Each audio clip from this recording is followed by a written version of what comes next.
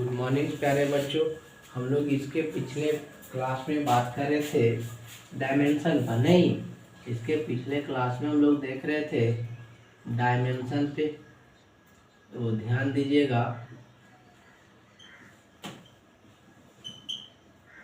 Dimension यही ना देख रहे थे, तो डायमेंशन में कुछ बताए थे विशेष बात। क्या बात बताए थे डायमेंशन में? छोटू कुछ याद है? वॉल्यूम बताए थे कि डायमेंशन में डायरेक्ट वॉल्यूम। डायमेंशन बताए थे कि किसी का डायमेंशन निकालते हैं तो आप अगर 7 फंडामेंटल फिजिकल क्वांटिटी आपको पता है तो किसी का भी आप डायमेंशन निकाल सकते हैं। बस में ध्यान से फिर सुनिएगा, किसी का भी आप डायमेंशन आसानी से निकाल सकते हैं, कोई दिक्कत नहीं हो। लेकिन 7 फंडामेंटल फिजिकल क्वांटिटी माइंड में है तो बात समझ में आ। तो सबसे पहले हम लोग बात किए थे कि 7 फंडामेंटल क्वांटिटी में जो है सबसे पहले लेंथ का बात हुआ था कि लेंथ का डायमेंशन एल होता है कि नहीं। फिर मास का डायमेंशन एम होता, इलेक्ट्रिक करंट का डायमेंशन क्या होता बोलिए तो? ए होता है, या तो आई से भी डिनोट करते हैं।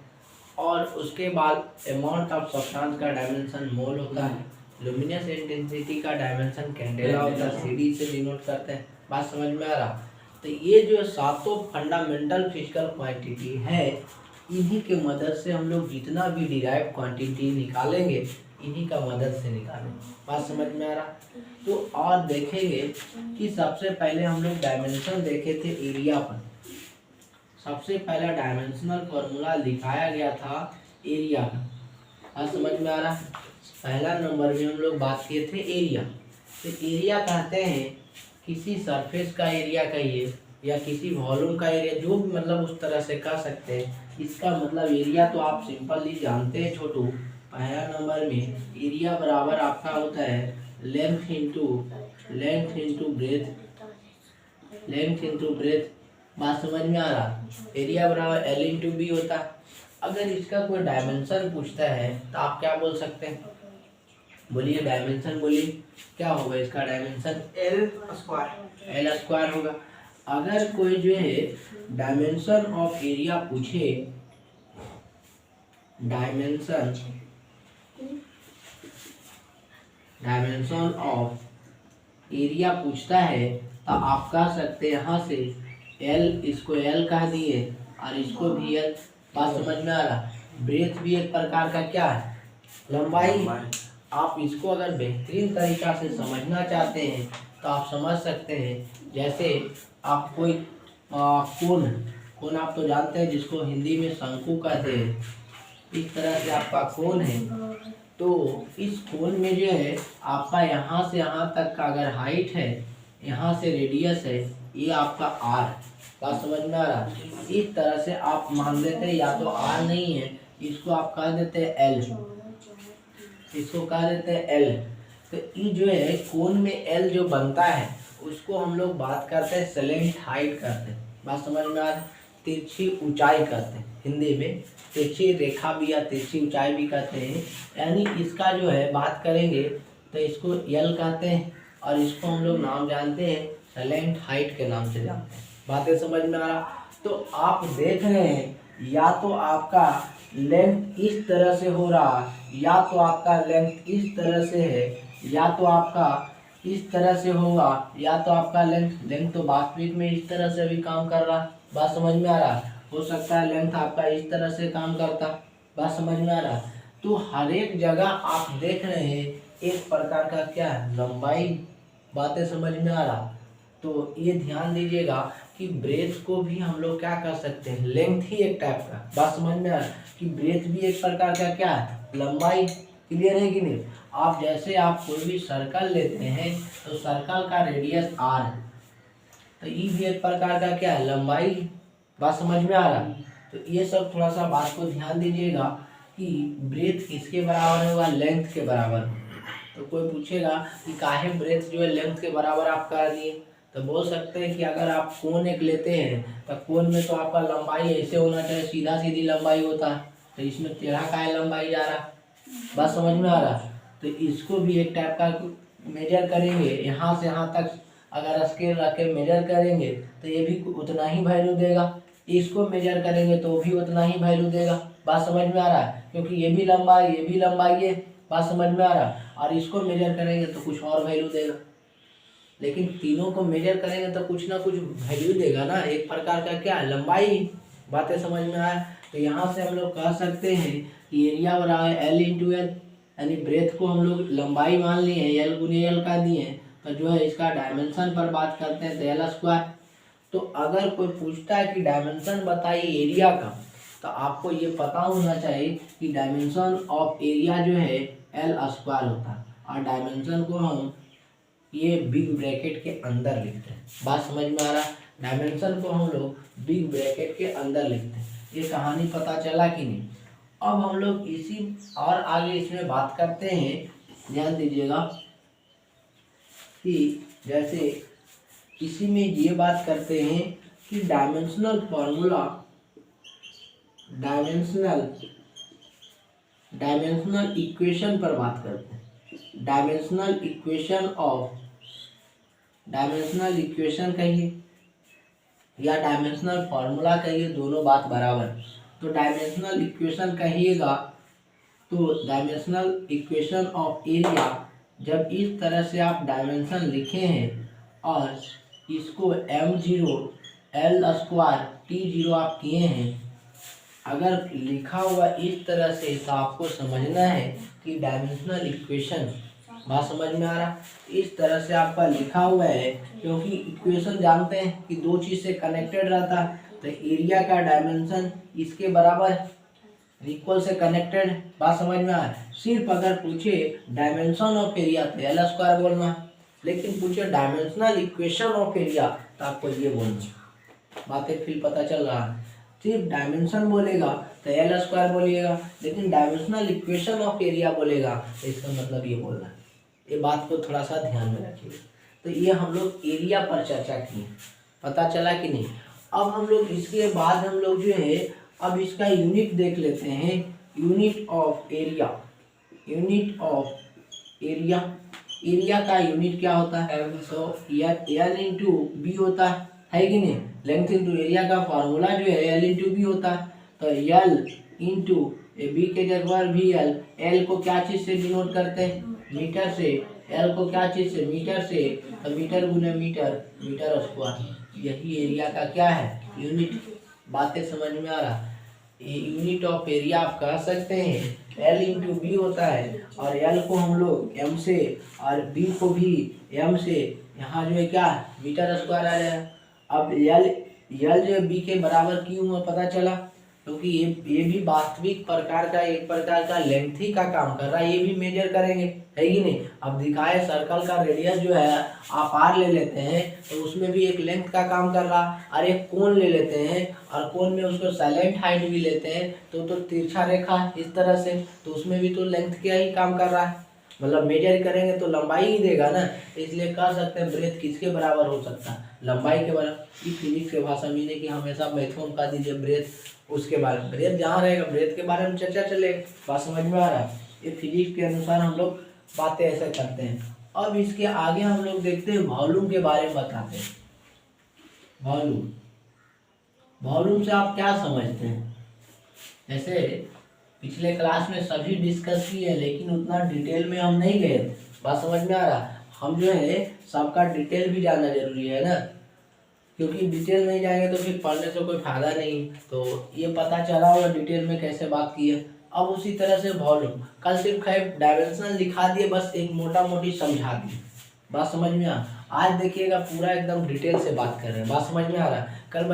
कल इसलिए उस तरह से समझा दिए क्योंकि आपको पता होना चाहिए। थोड़ा तो बेसिक पहले जानिएगा तब ना। अब एक ही दिन सब कुछ दे देंगे तो ओवरफ्लो हो जाएगा।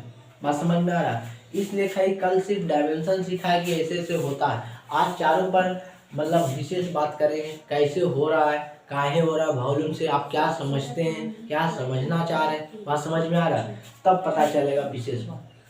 तो वॉल्यूम से अगर कोई पूछता है वॉल्यूम से आप क्या समझते हैं, तो आपको जवाब क्या होगा छोटू, कि अगर कोई कंटेनर ले लेते हैं और उस कंटेनर में मान लिया जाए 1 किलो पानी रखते हैं। बात समझ में आ रहा है, या तो 1 किलो दूध रखते हैं। एक केजी दूध रखते हैं तो जितना वो कंटेनर का वॉल्यूम होगा उतना ही दूध हटेगा। बस ये तो पता है ना कि जिस बाल्टी में आप दूध रखते हैं या कोई चीज रखते हैं तो जितना बाल्टी का उसका कंटेनर होगा उसके बराबर होगा। आप केमिस्ट्री में पढ़े होंगे, बात समझ में आ रहा। तो वॉल्यूम का मतलब यही है जिस सरफेस में रखे उतना ही उसके कंटेनर के बराबर होता है। बात समझ में आ रहा है, वही वॉल्यूम है वास्तविक में। कोई कंटेनर में आप रखते हैं कितना उसके वॉल्यूम के बराबर हो रहा है तो आप कह सकते हैं, हमको ये बताइए कि मान लिया जाए इस तरह से जो है कह सकते हैं कि अगर मान लिया जाए 2a² b 2ab बोल दे, फिर उसके बाद दूसरा में 5ab बोल दे, तीसरा में या 5ab ठीक है बोल दिए, फिर -3 या कह दे 6a² b² बोल दे, और चौथा में आप कह दे कि 3a² b कर। बताइए इस ऑप्शन जो 4 को ऑप्शन आपको दिया हुआ है किसको वॉल्यूम को सेटिस्फाइड कर रहा है, कौन इसमें रिप्रेजेंट कर रहा है कि वॉल्यूम की बात चलेगा। अगर दिमाग काम कर रहा है और वॉल्यूम बराबर आप जानते हैं L इंटू यानी लेंथ इंटू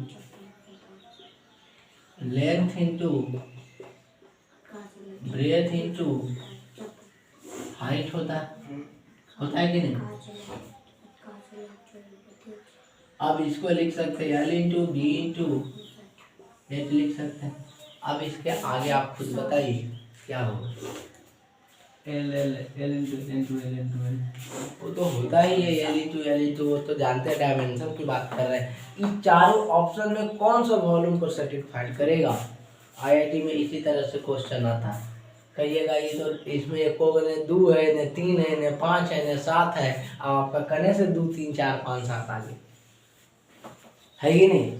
बात समझ में आ रहा है। तो इसको आप बताइए कि वॉल्यूम से आप क्या समझते हैं, कौन सा इसमें सेटिस्फाइड कर रहा है वॉल्यूम पे हैं। 3 कौन 3 ऑप्शन आया 3 बोले हैं, कुछ तो सोच के जरूर बोले होंगे 3, सोच के तो बोलवे किए होंगे 3। जैसे आप बोले हैं कि 3a² b होगा तो कुछ तो जरूर सोच के बोले होंगे कि ऐसे अपन अंदाजे से टक्कर मारे, तुक्का मारेगा। तुक्का नहीं मारे, वहाँ पर स्क्वायर सोचे ना तो बोल दिया किसको ना कहाँ वो L इंटू नहीं होगा, हमको लगता है कोई ना होगा। आपको आप भी अपना समाचार सुनाइए दीजिए, सुबह सुबह है तो न्यूज़पेपर के तरह बोलिए कौन सा होगा। कैसे कोई ना होगा, ऑप्शन मत दिए तो ना लिख देते ना ऐसे किस। हाँ सबसे बड़ी बात तो ना कैसे होगा, होबे तो होबे करेगा। आप ध्यान दीजिए कौन सा इसमें ऑप्शन होगा, आप भी बोल दीजिए कुछ। 3a² भी होगा, रीजन तो दीजिएगा ना। जैसे 3a² भी 2 गो संख्या आ रहा और 2 गो के कुछ आएगा संख्या, तो आप बोलिएगा ना कि मतलब कि जो है इस वॉल्यूम के लिए कौन सा ऑप्शन सेटिस्फाइड कर रहा है, बताइएगा थोड़ा, तब आपको पता चलेगा। बोलिए ये तो पता है, वो आंसर आपको याद है, हमको पता है कि आपको आंसर याद है, लेकिन ये वाला कैसे हो रहा है हमको समझाना था, समझे। या आप 3a² भी बोल रहे थे, कैसे एक्सप्लेनेशन दीजिए, है कि नहीं। या तो तुक्का मार रहे हैं, यही हम कह सकते हैं। आप तो कोई तुक्का नहीं मार रहा है तो आपको जानना चाहिए कैसे हो रहा है। जल्दी बताइएगा, फिर हम लोग आगे भी बढ़ना है। अब देखिएगा कितना IIT में जो है स्टेट लेवल में पूछा हुआ है, स्टेट लेवल इंजीनियरिंग में क्वेश्चन इस टाइप से पूछा हुआ है, मतलब छोटा सा समझने के लिए, यानी कि हूबहू यही एकदम क्वेश्चन, नहीं एक्सप्लेनेशन हो पाएगा। ध्यान दीजिएगा, खैर कोई बात नहीं, आप समझते हैं वॉल्यूम से ये समझते हैं कि अगर कोई भी कंटेनर में जितना उसमें डालते हैं उसके कंटेनर के बराबर वॉल्यूम होता है। बात समझ में आ रहा है? जैसे एक गिलास ले लेते हैं, अब उसके जितना मान लीजिए दूध को डालते हैं आप गिलास में, तो जितना जो है वॉल्यूम उसका होगा कंटेनर का उतना ही दूध होगा, उतना ही हटेगा ना कि उससे ज़्यादा हट जाएगा।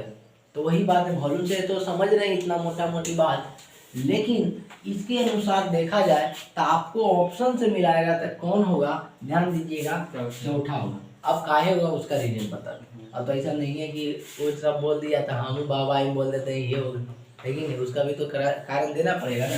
ध्यान दीजिएगा, कभी 5-6 साल पहले बताए थे कि आपका जो कांस्टेंट क्वांटिटी का डायमेंशन नहीं होता। 5-6 साल पहले बताए होंगे अपने, 5-6 साल पहले तो आप यहाँ ही हो नहीं, तो खैर बात की बात है। तो जो भी है कांस्टेंट क्वांटिटी का डायमेंशन आपको बताया कि डायमेंशन लेस होता है, कांस्टेंट क्वांटिटी का डायमेंशन नहीं होगा।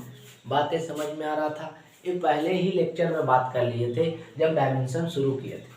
कांस्टेंट क्वांटिटी का डायमेंशन नहीं होता है तो आप यहाँ से ऑप्शन ए को अगर चेक करते हैं ऑप्शन ए को, तो यहाँ से आप कह सकते हैं इसका डायमेंशन नहीं होगा, 2 का तो डायमेंशन होगा नहीं, यानी चेक कर रहे हैं 2AB का, तो 2 का नोट डायमेंशन इसका डायमेंशन नहीं होगा, यानी इसका डायमेंशन क्या होगा, 0 होगा। 0 कहना उचित नहीं है क्योंकि वो बताए थे, क्योंकि 0 अगर कह देते हैं तो बच्चा समझ जाएगा 0 में समथिंग पूरा 0 कर देंगे। बस समझ में, 0 मतलब बस जानिए कि कांस्टेंट का डायमेंशन नहीं होगा। क्लियर है कि नहीं? तो ये पता चला कि नो डायमेंशन और ए और बी यहाँ क्या हो सकता है, लेंथ ही हो सकता है ना। ए और बी का टर्म है तो क्या होगा, लेंथ होगा। ए और बी का टर्म है तो क्या, लेंथ होगा। तो ये आपका जो है ए रिप्रेजेंट अगर एल कर रहा है, बी रिप्रेजेंट बी कर रहा है, या तो ई भी ब्रेथ भी, ये भी लेंथ, ए भी आपका लेंथ, ए भी या हाइट भी एक प्रकार का क्या है, लेंथ ही है। तो ये रिप्रेजेंट कर रहा है लेंथ को, तो बी भी रिप्रेजेंट कर रहा है एल को, लेंथ को। तो एल इंटू एल कितना हुआ, L²। क्या वॉल्यूम का एल स्क्वायर होता है डायमेंशन? नो, वॉल्यूम का एल स्क्वायर होता है डायमेंशन। तो ये तो ऑप्शन पहला खत्म का है। बात समझ में आ रहा? दूसरा ऑप्शन चलते हैं। दूसरा सेम ऑप्शन है 5AB, कांस्टेंट का डायमेंशन तो होगा नहीं, ये तो आप जानते हैं। नोट डायमेंशन, इसका डायमेंशन होगा नहीं, नोट डायमेंशन, इसका डायमेंशन होगा नहीं। ये आपका यहाँ क्या काम कर रहा है, एल का, और बी भी आपका क्या काम कर रहा है, एल का। तो एल गुने एल स्क्वायर, क्या वॉल्यूम का डायमेंशन एल स्क्वायर होता है। ये भी ऑप्शन कहानी साहब। तीसरा ऑप्शन देखते हैं जो है 6A square B square, 6A square B square. तो यहाँ 6 का डायमेंशन होगा नहीं, यानी नो डायमेंशन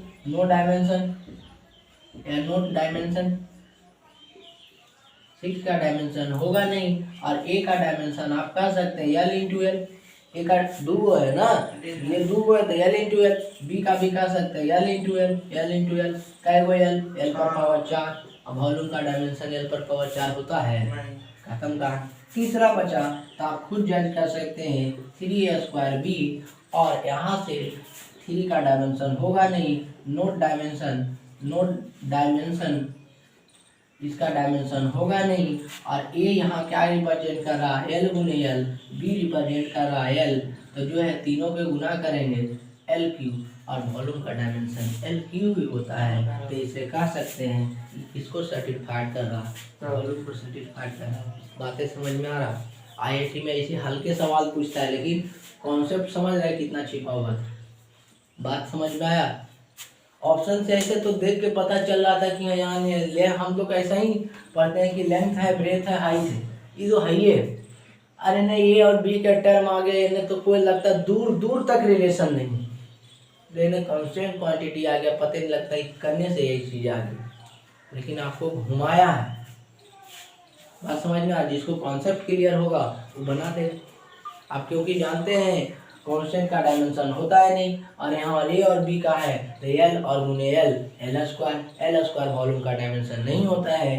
और 5ab ये जो है इसका भी डायमेंशन नहीं होगा, और 6a² इसका l पर पावर 4 आएगा, इसका भी डायमेंशन नहीं होगा। और यहाँ जानेंगे तो कांस्टेंट क्वांटिटी का डायमेंशन होता ही नहीं है, a² तो a² इसका मतलब l गुने l और b मतलब भी l। बात समझ में आ रहा, क्योंकि यहाँ 3 गो के टर्म है ना, तो यहाँ से हम कह सकते हैं कि एल क्यू आएगा, और एल क्यू किसका डायमेंशन है, वॉल्यूम का डायमेंशन, तो यानी वॉल्यूम को सर्टिफाइड कर रहा है। बातें समझ में आ रहा, इसको लिखिएगा, फिर हम लोग आगे बढ़ते हैं।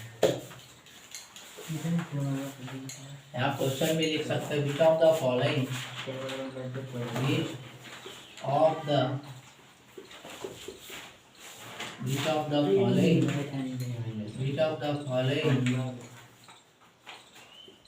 satisfy dimension, which of the following satisfy volume या डायमेंशन कर सकते, वॉल्यूम के लिए। और ऐसे भी आप यूनिट से भी पकड़ सकते हैं कि किसका है। देखिए तो ऐसे भी थोड़ा सा समझ लीजिए, इसका L L into L square यानी मीटर स्क्वायर हो गया। क्लियर है, पहला का यूनिट देखते हैं तो metre square, L into L इसका तो कांस्टेंट का यूनिट होगा नहीं, एल इंटू एल स्क्वायर का यूनिट क्या, metre square. L square into L square, L पर पावर 4 यानी मीटर पर पावर 4, एल स्क्वायर गुने एल कितना, एल क्यूब यानी मीटर का क्यूब, वॉल्यूम का ऐसा यूनिट क्या होता है, मीटर क्यूब। पकड़ सकते हैं, बातें समझ में आए। तो इस तरह से हम लोग डिटेल में बात कर रहे हैं छोटू, क्योंकि इसके पिछले लेक्चर में जो है यूं के बता के निकल गए थे कि बस इस तरह से होता है, लेकिन आज जो है पूरा डिटेल में बात कर रहे हैं। बात समझ में आए, क्योंकि फिर पता चलना चाहिए, अब ऐसी पढ़ने से तो मज़ा नहीं आएगा।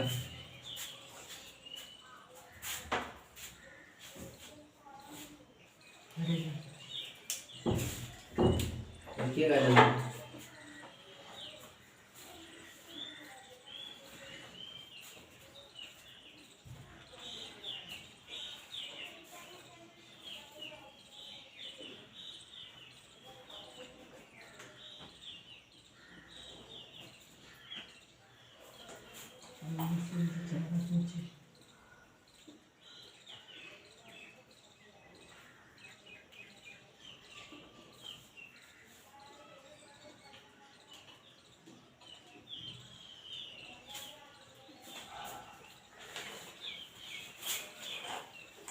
ये सब में तो कोई दिक्कत नहीं है, बाकी इसके यूनिट तो लिखा दिए वो सब, है कि नहीं, कि 1 मीटर में क्या सेंटीमीटर होता है, ये सब लिखा गया ना एरिया में, ये सब कल भी लिखाए थे, डिस्कस वो सब कर लिए हैं छोटू, सब पर कोई विशेष बात नहीं करेंगे, क्योंकि एक ही चीज़ को बार बार अच्छा नहीं लगता है। यूनिट वगैरह आप जानते हो, है कि नहीं।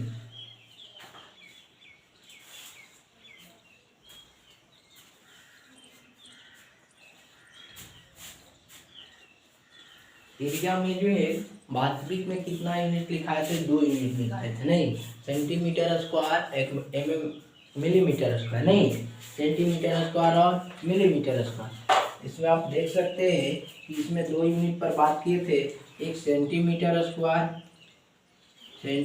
स्क्वायर सीएम स्क्वायर नहीं, और एक जो है मिलीमीटर स्क्वायर।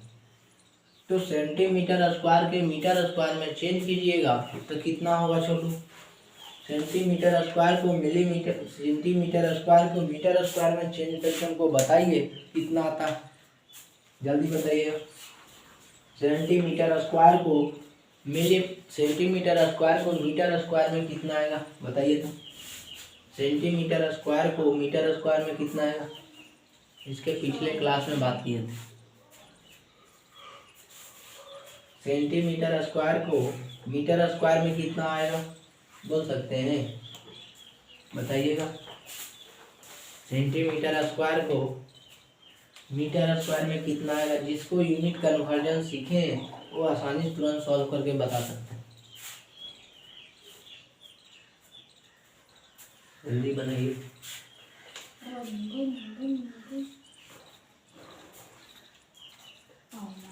नहीं बना। सेंटीमीटर स्क्वायर को एमएम में बात कर रहे हैं, ध्यान दीजिएगा। सेंटीमीटर स्क्वायर, बात समझ में आ रहा है, बना रहा है, ये उतारा है। हम सोचे आसान लगेले लेकिन बनेले यार धक से सेंटीमीटर स्क्वायर को हमको क्या चीज में बदलना है? मिलीमीटर में नहीं बदलना है, मीटर में बदलना है। ये अलग यूनिट है, 2 यूनिट लिखा है। जनरली जो है सेंटीमीटर को मीटर में बदलने के लिए क्या था, या तो सेंटीमीटर स्क्वायर को मीटर स्क्वायर में बदलने के लिए बोलेगा। बात समझ में आ रहा? यही आपका, या तो सेंटीमीटर को आपको जो मिलीमीटर स्क्वायर को मीटर स्क्वायर में बदलने के लिए बोलेगा। इससे ज़्यादा नहीं बोल सकता, इससे ज़्यादा संभव ही नहीं। बात समझ में आ रहा है? तो ध्यान रखिएगा, सेंटी मतलब लिखाया गया था कि सेंटी मतलब 10 पर पावर -2 कितना, 10 पर पावर -2 मीटर, और इसका होल स्क्वायर कीजिएगा तो 10 पर पावर -4 मीटर स्क्वायर। कल भी ये चीज बात किए थे, आप लोग ध्यान नहीं देते हैं, घर से नहीं पढ़ के आते हैं, इस कारण से दोबारा बताना पड़ता है शुरू। अब ये है मिलीमीटर स्क्वायर में कितना होगा? मिली मतलब कितना होता है? 10 पर पावर जो है -3 है कि नहीं? अब ये अब 10 पर पावर -3 मिलीमीटर को सेंटीमीटर में बदल दीजिए, तो मिली मतलब 10 पर पावर -3 हो गया, और हम लोग 10 पर पावर उसका स्क्वायर होगा। हाँ मीटर, और 10 पर पावर -6 मीटर स्क्वायर नहीं ये है।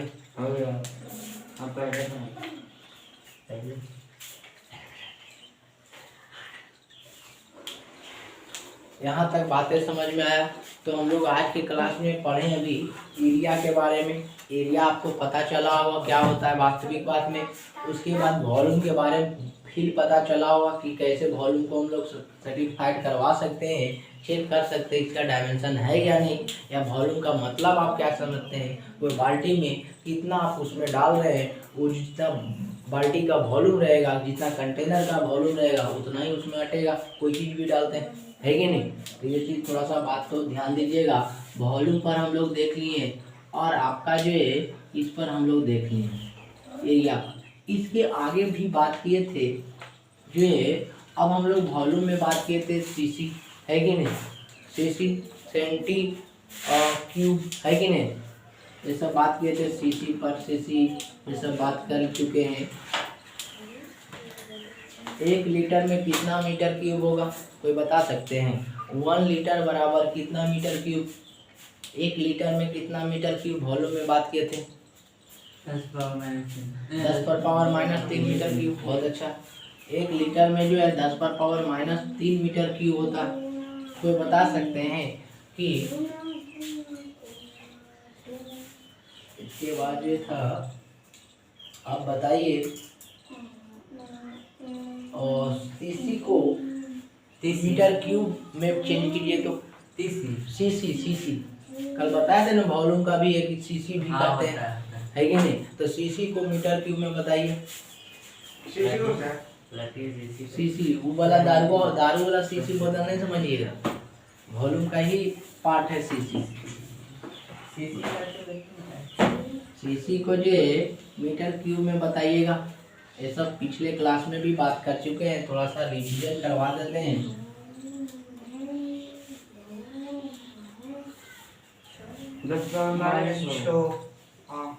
मीटर क्यूब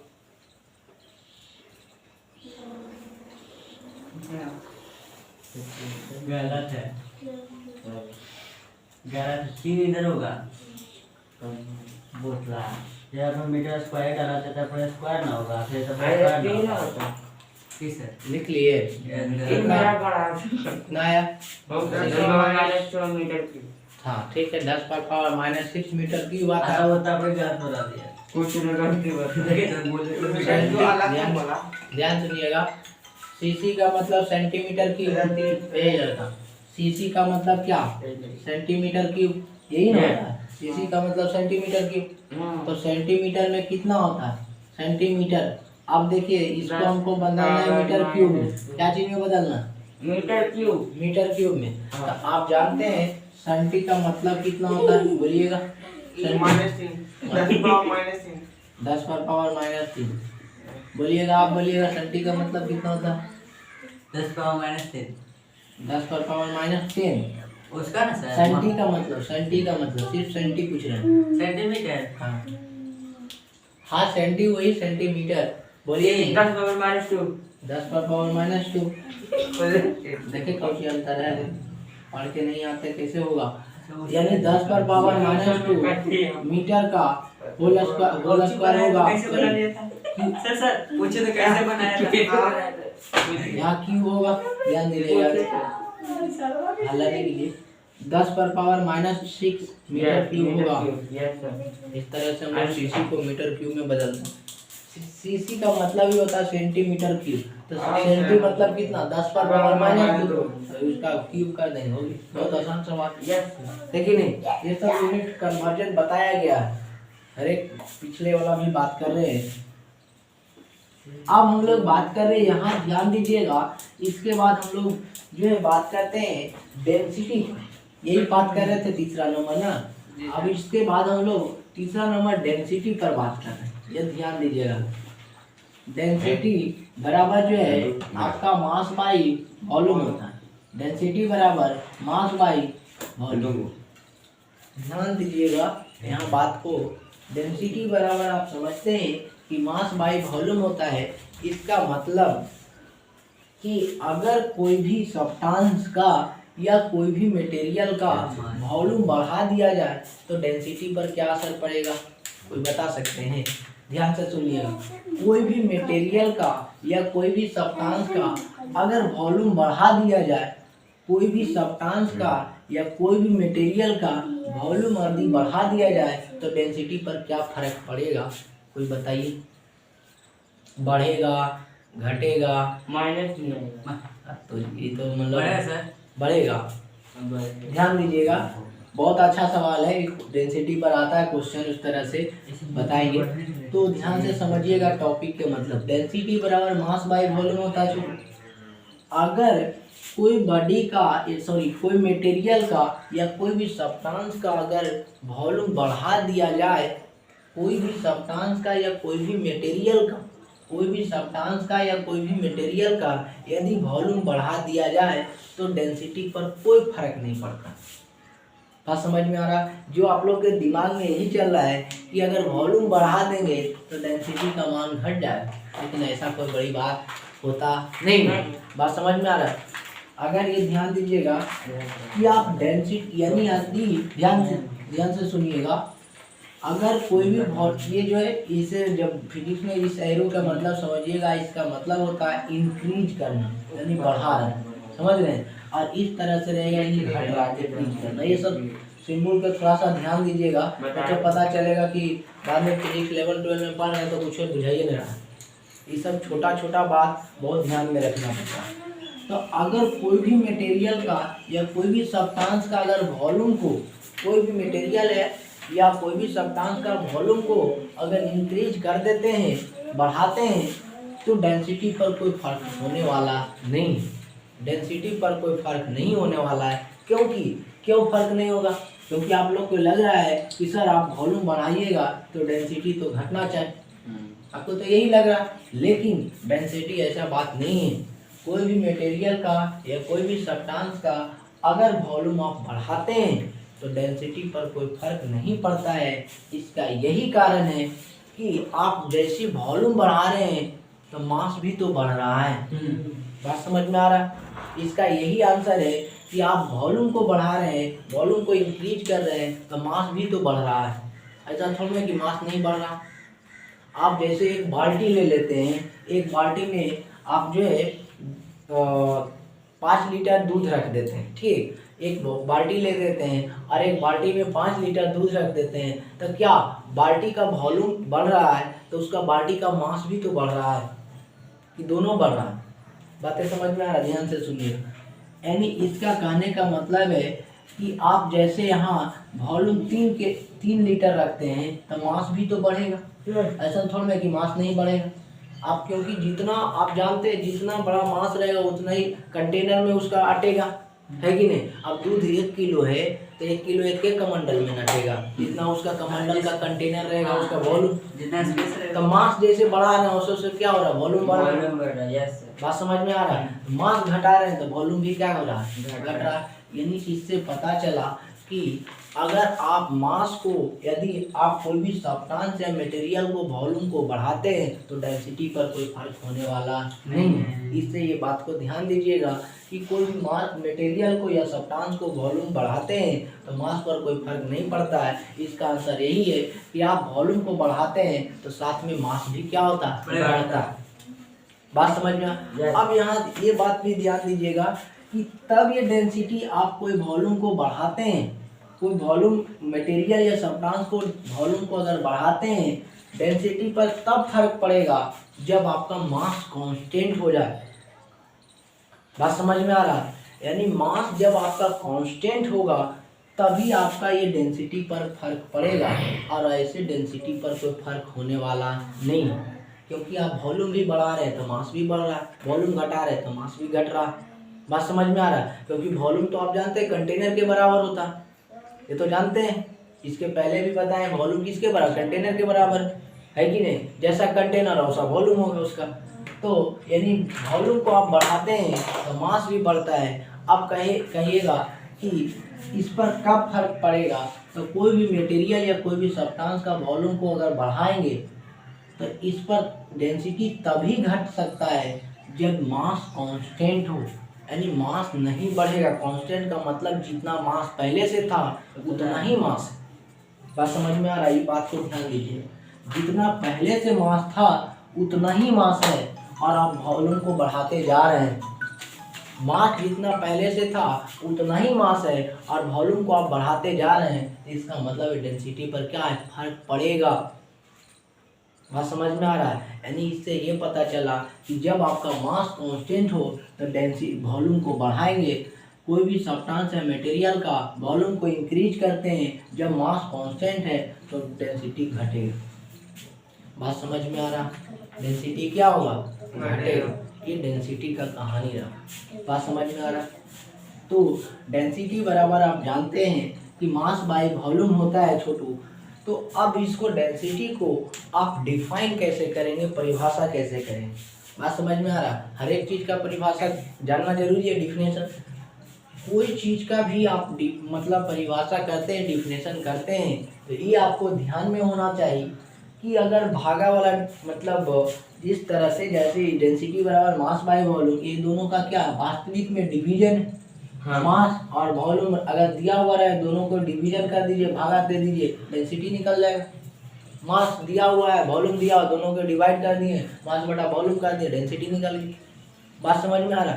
लेकिन यहाँ ये समझना है कि डेंसिटी तो निकल गया, लेकिन इसका अगर डिफिनेशन की अगर बात करते हैं तो हमेशा जब भी भागा वाला रहेगा तो उसको एक मान लीजिए। बात समझ में आ रहा है। एक मान के कीजिएगा तो आप बहुत बेहतरीन तरीका से आप समझ सकते हैं। ध्यान दीजिएगा, अगर डेंसिटी बराबर यही कह दिया मास बटा वॉल्यूम, तो एक वॉल्यूम का यूनिट क्या होता है, मीटर क्यूब ना, यूनिट बोल रहे हैं।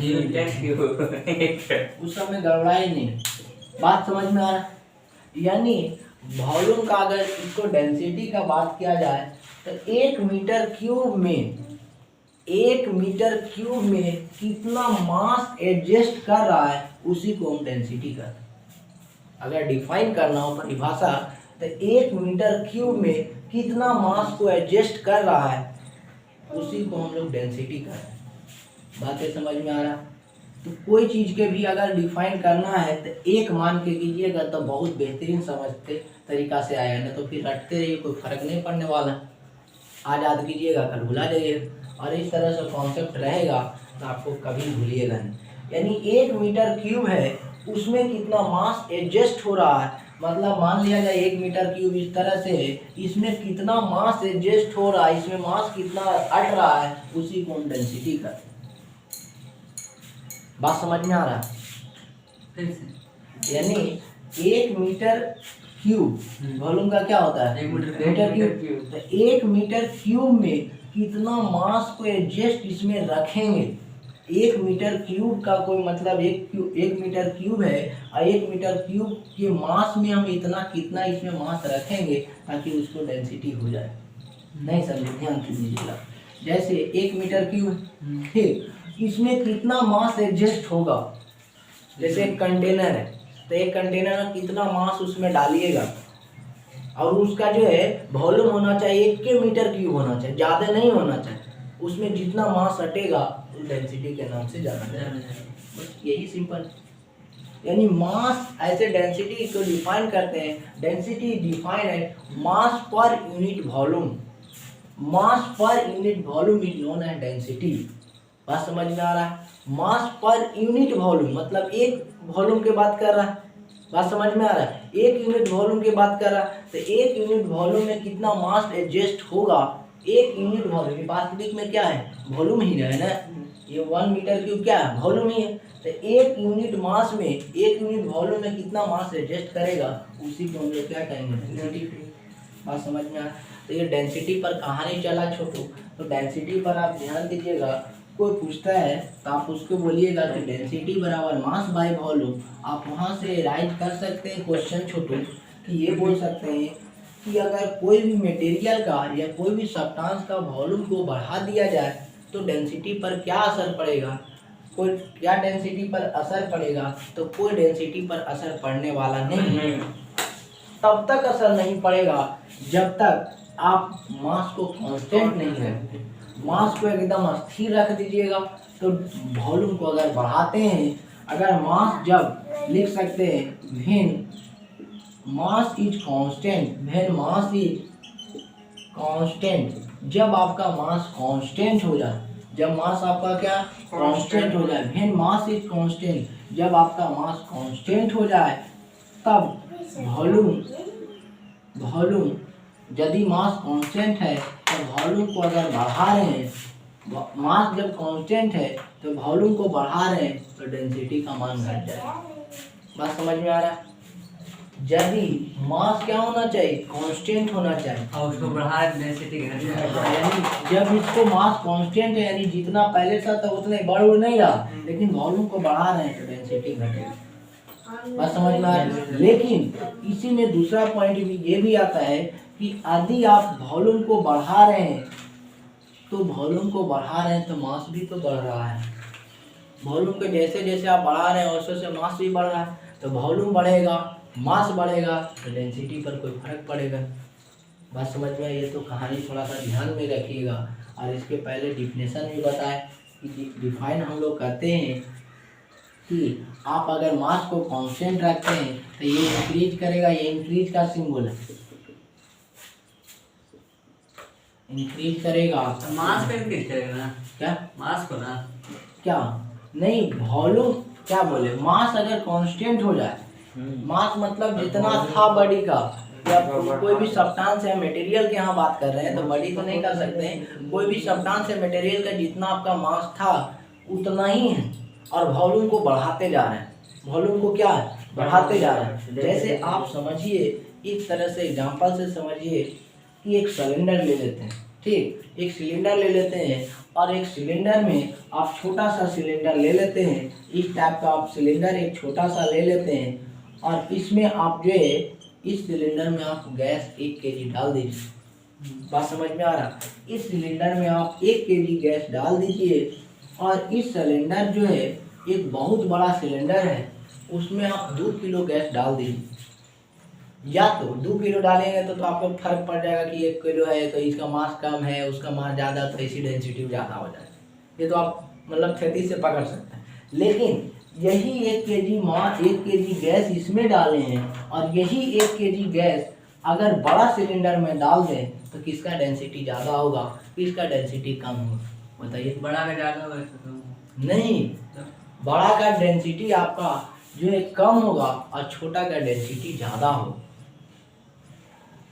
अब तो कंफ्यूजन हो गया होगा कि काहे हो रहा। तो ध्यान दीजिएगा, एक सिलेंडर लिए, छोटा सा सिलेंडर है और उसमें हम 1 kg आपका गैस डाल दिए गया है। बात समझ में आ रहा है? छोटा सा सिलेंडर है, उसमें 1 kg हम लोग गैस डाले हैं, तो उसका आप निकालिए 1 kg इसमें छोटा सा गैस डाले हैं 1 kg, और इसमें बड़ा सिलेंडर है उसमें 1 किलो डाले, तो दोनों में यही फर्क है कि बड़ा सिलेंडर में उसका मॉलिक्यूल्स जो होगा, गैस का आपका मॉलिक्यूल्स जो होगा दूर दूर रहेगा, क्योंकि सिलेंडर बहुत बड़ा है ना, तो सिलेंडर बड़ा है तो मतलब उसका मॉलिक्यूल जाने पर डायरेक्शन में फैल रहेगा, है कि नहीं। उसका जो मॉलिक्यूल जो है, गैस का मॉलिक्यूल जो है उसमें जितना भी है, उसका बड़ा कंटेनर है, जैसे अब बहुत बड़ा कंटेनर उसमें दूध रख दें तो दूध तो बढ़िया फैल रहे हैं।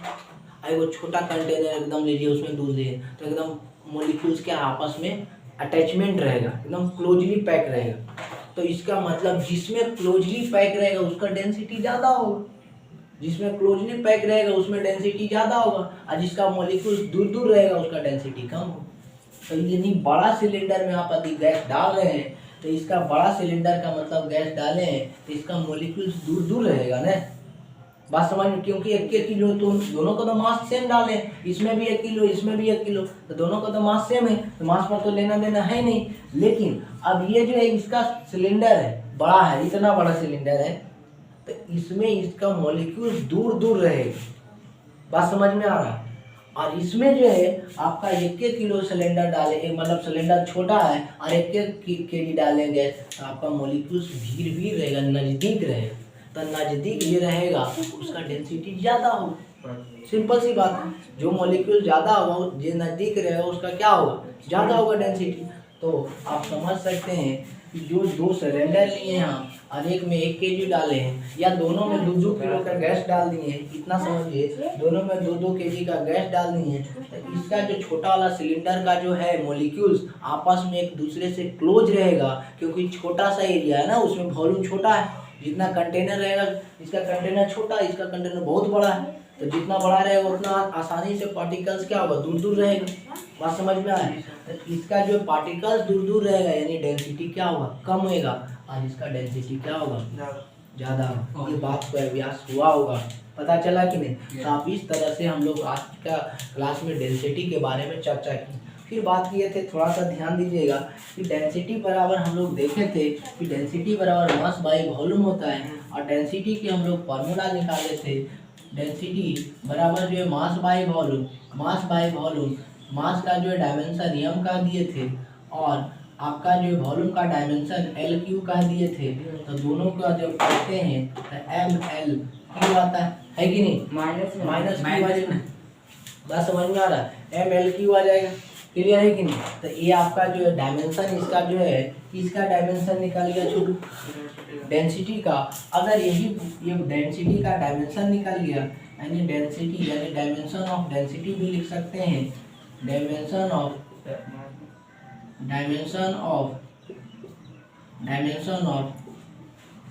डेंसिटी।